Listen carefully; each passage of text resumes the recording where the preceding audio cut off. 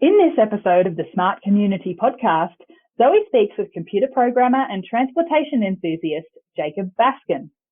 Jacob is the CTO at Cord, a New York-based tech company that helps government agencies, companies, and professionals get the valuable data they need to build and regulate transportation infrastructure in the way that works best for everyone in the city. In this episode, Jacob shares what sparked his interest in the smart community space and why he feels it's important. Zoe and Jacob discuss how the US is currently embracing smart city concepts, including cities taking the lead and putting communities back at the center of their decision making. Jacob also explains a bit about Cord and why curbside management is needed more and more in today's world of e-commerce and rideshare platforms.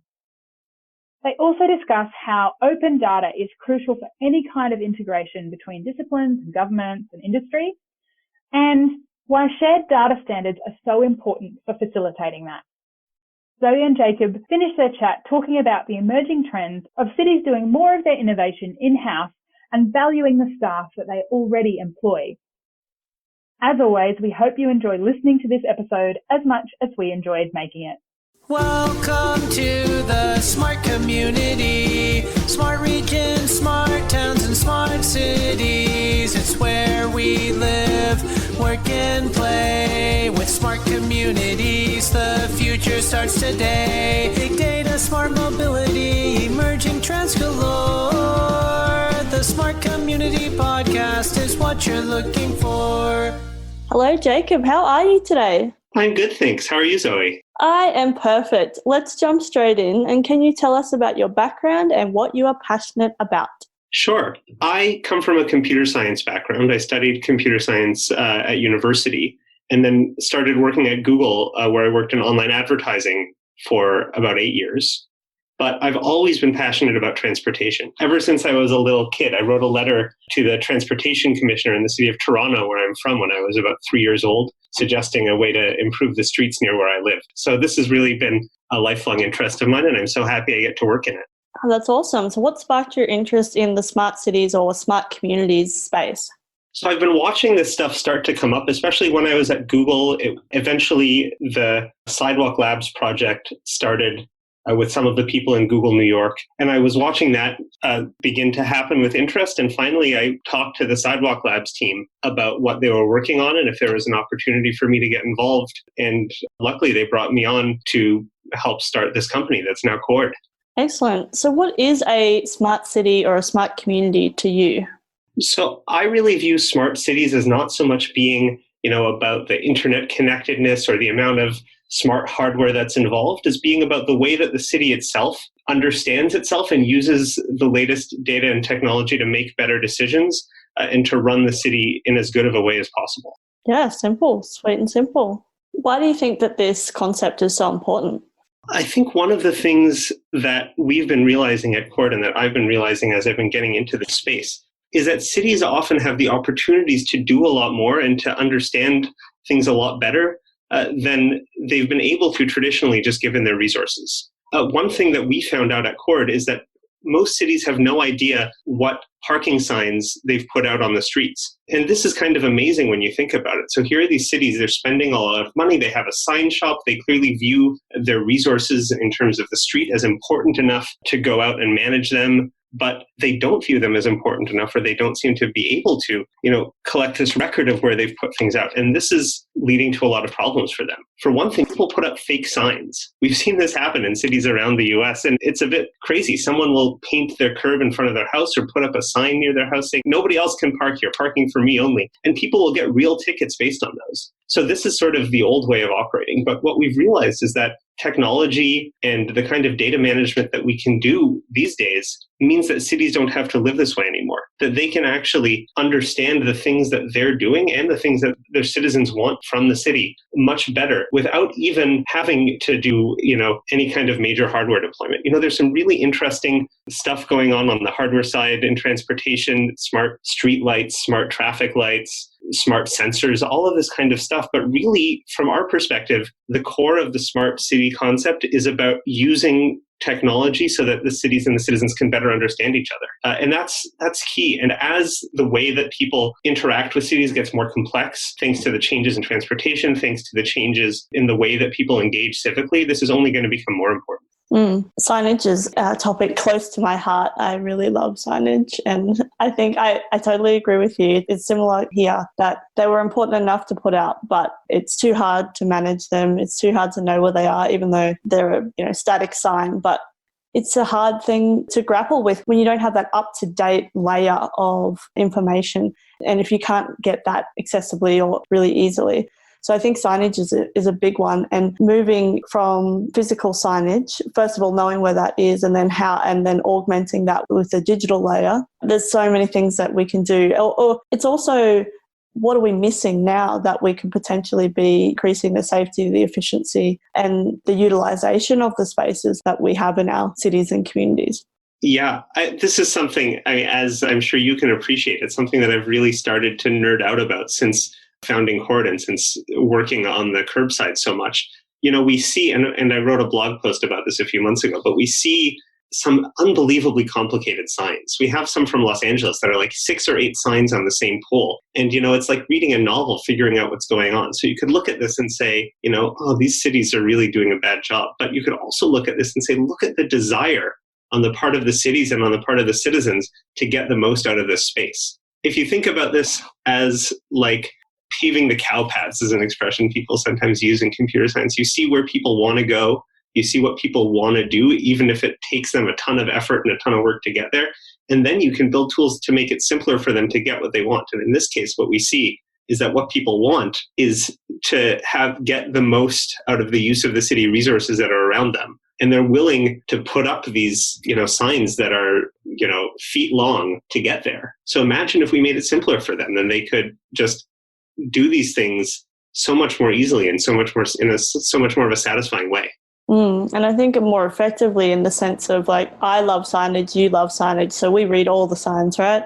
But like if I drive along the road with friends, they'll be, oh, what's the speed limit? I'm like, well, you just passed it, 80 kilometer an hour sign. They're like, oh, I don't look at signage. There's too many of them. So, so the information might be put out there, but if it's not received, then it's redundant as well.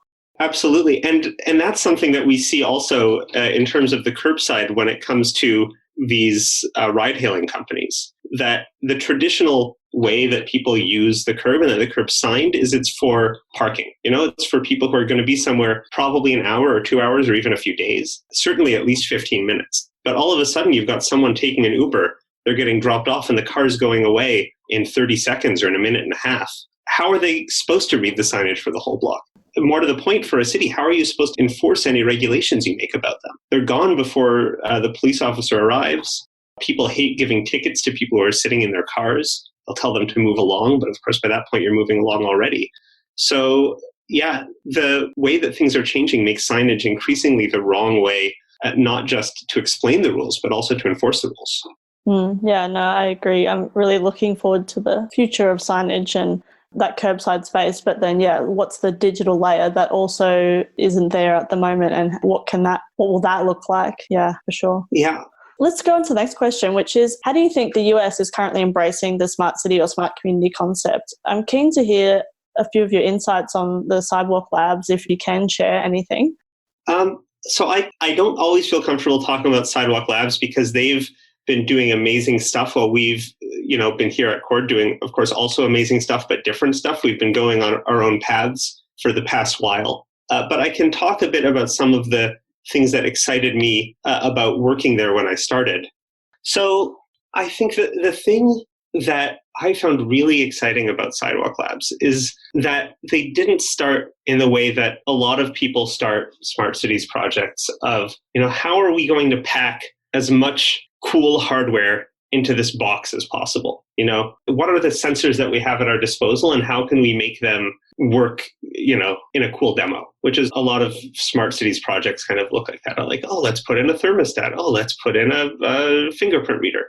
The way that Sidewalk Labs was, and I think still is approaching the problem, is by thinking about, well, how is technology going to change our cities over the next decade or more? And what are ways that we can help cities get out ahead of that? What are ways that we can take this technological change and steer it in a way that benefits the community rather than just going the direction that it happens to go, for better or for worse? And so they looked at the kinds of trends around autonomous vehicles, trends around civic engagement, trends around healthcare delivery, trends around sanitation and waste management, all of these different things, and tried to figure out, again, how to put the public sector and how to put communities back in the driving seat. So that is really inspiring to me. And one of the cool things about the United States, also one of the difficult things about the United States, is it's a very federal country by nature. I mentioned I came from Canada, and in Canada, the federal government kind of has all the power that it doesn't give to the provinces. In the United States, the states have all the power that the Constitution doesn't give back to the federal government. So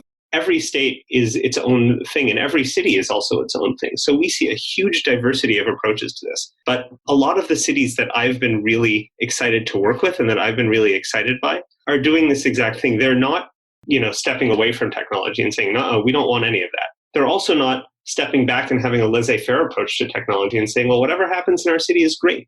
They're the cities that are saying, let's explore how people use the technology, how people want to use new technologies. And let's see how we can build a process that makes these technologies work for us and work for our citizens. How can we set the rules of the game to make these technologies be net positives? And that kind of thinking and that kind of work, I would say that characterizes the best of American smart cities approaches. They're not top-down. They're working very closely in concert with private companies, but they're also not laissez-faire because they realize that the role of the public sector is to set the rules.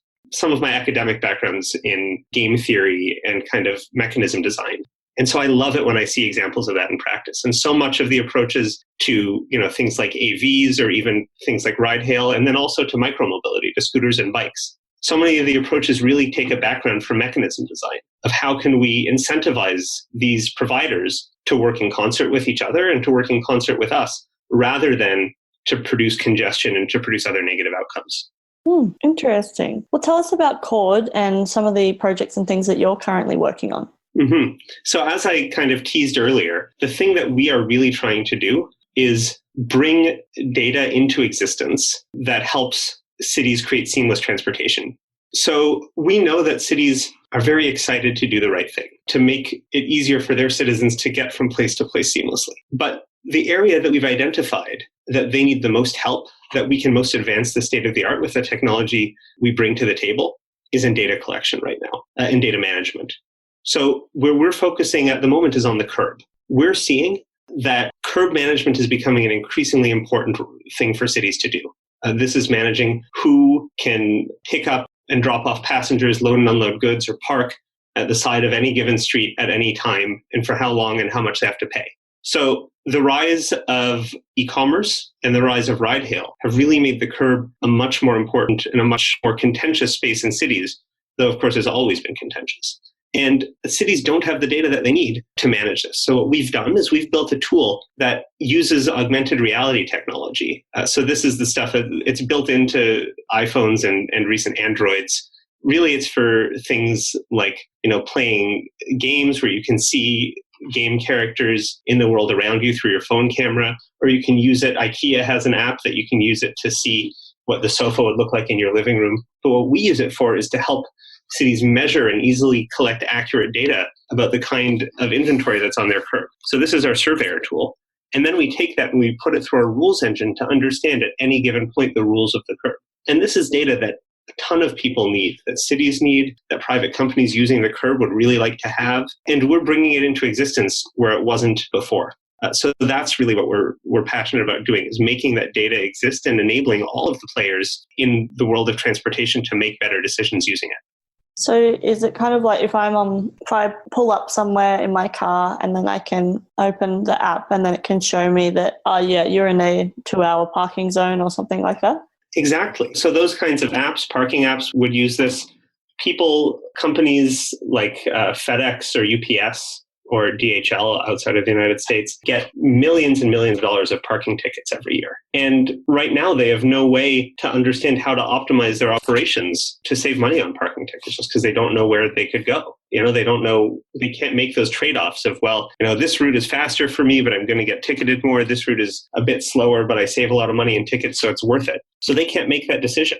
If the city goes to Uber and says, Uber, you got to stop dropping people off and blocking the entire road in these places where we've put no stopping signs. Uber can say, but you don't tell me where the signs are. Just tell us where the signs are and we'll stop doing it. But the city can't tell them. So if we start to make this data available, not only will it help these companies improve their operations, but it'll also help build that feedback loop between the cities and the private players. And like I was saying earlier, this means that the curb regulations aren't just signs on the street. They become the rules of the transportation game. They become the way that the city sets for mobility to happen on its streets. And so that's really the world that we're trying to build. But yeah, also, obviously, you should never have to worry whether you're parked legally or not. That should be a question we can answer super quick.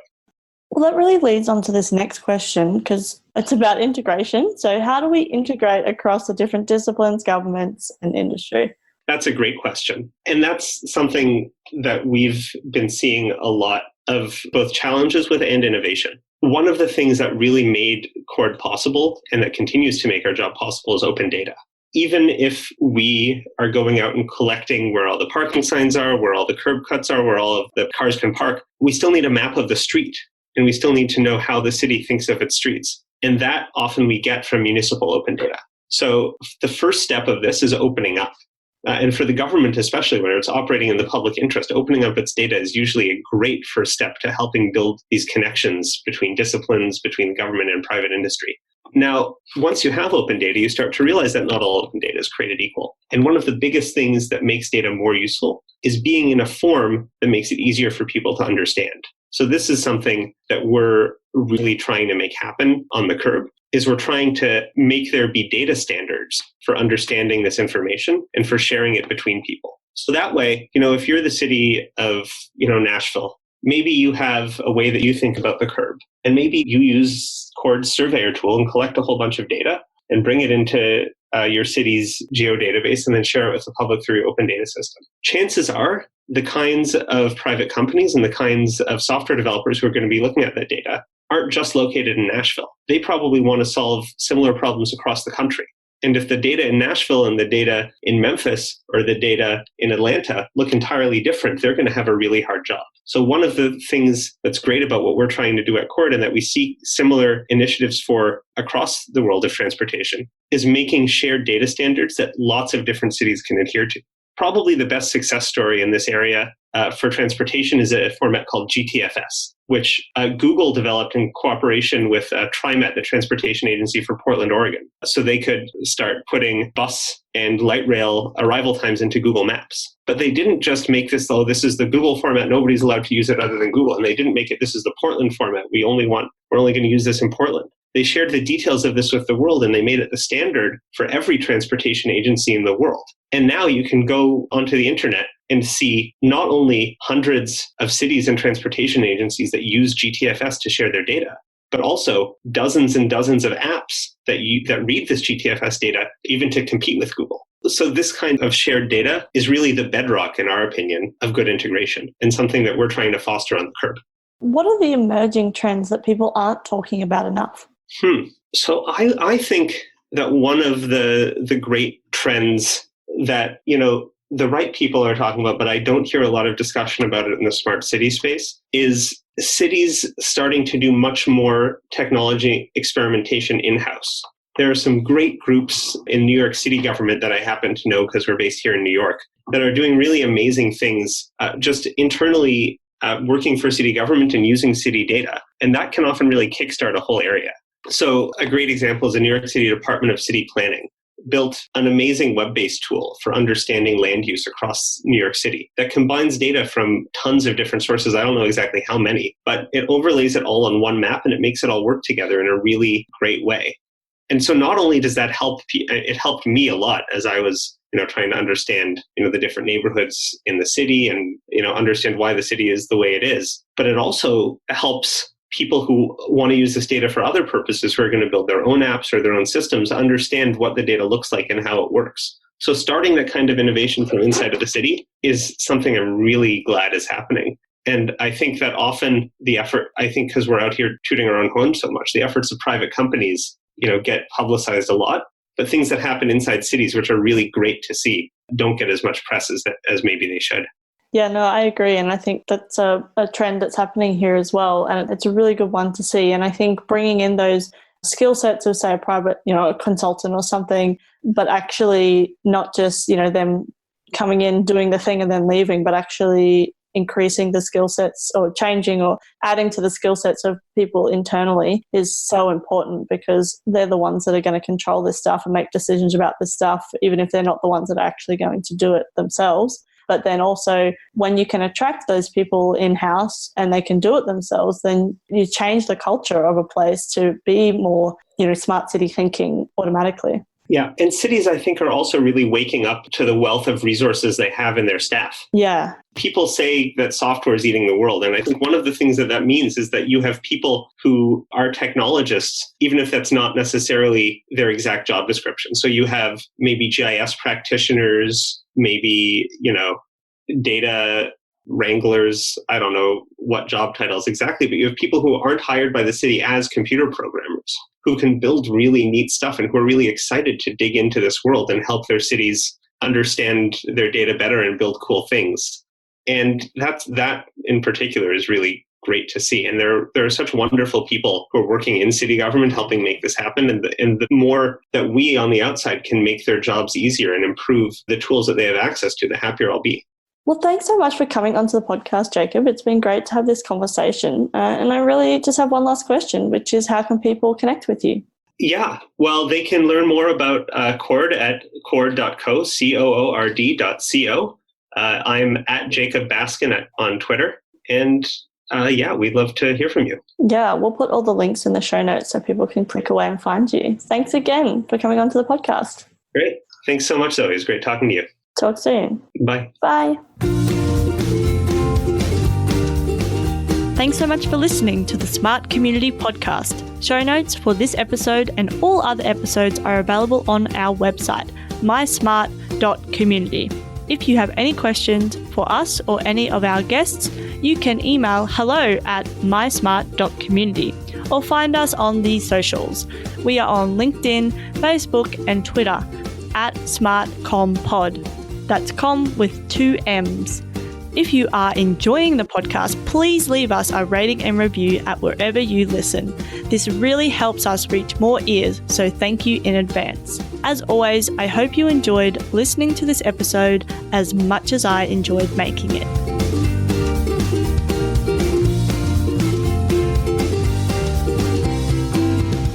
The Smart Community Podcast is what you're looking for.